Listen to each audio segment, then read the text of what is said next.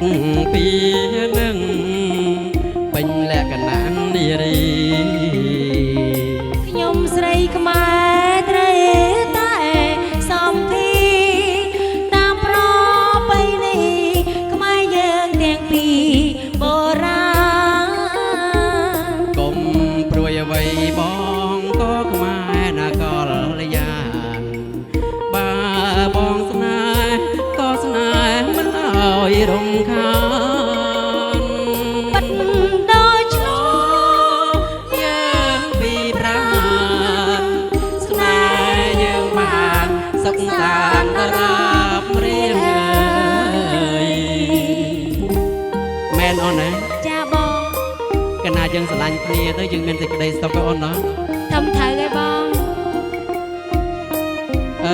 យើងស្រឡាញ់គ្នាមានសេចក្តីសុខបានន័យថា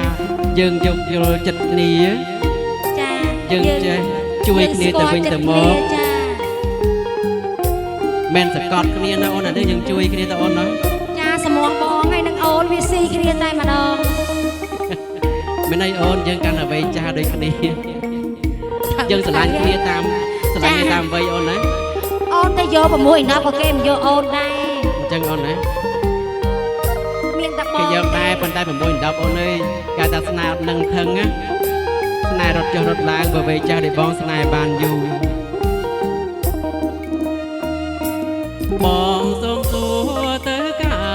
យប្រឡាំងតើស្រីខឹងនឹងបងដែរឬអីមិនថ្មីទេណាប្រងពីស័យអូនមិនថាអីប្រថ្លៃបងសួរមកចង់បើមានខំឬឆ្កងយ៉ាងណាសូមមេត្តាកុំបីប្រកាន់តង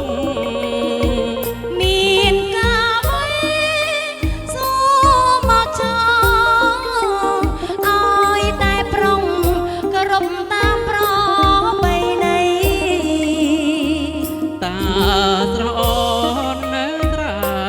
ឬត្រង់រឹកពីនឹងពេញលក្ខណៈនារីខ្ញុំស្រីខ្មែរត្រូវតែសំភីតាមប្របីនៃខ្មែរយើងទាំងពីរបរាណកុំព្រួយអ្វីបងក៏ខ្មែរណាកលយានបើបងស្នេហ៍ក៏ស្នេហ៍មិនឲ្យរំខានបាត់ដល់ឆ្ងល់យ៉ាងមានប្រាស្នេហ៍យើងមកសុខសាន្តណាស់រៀងអើយ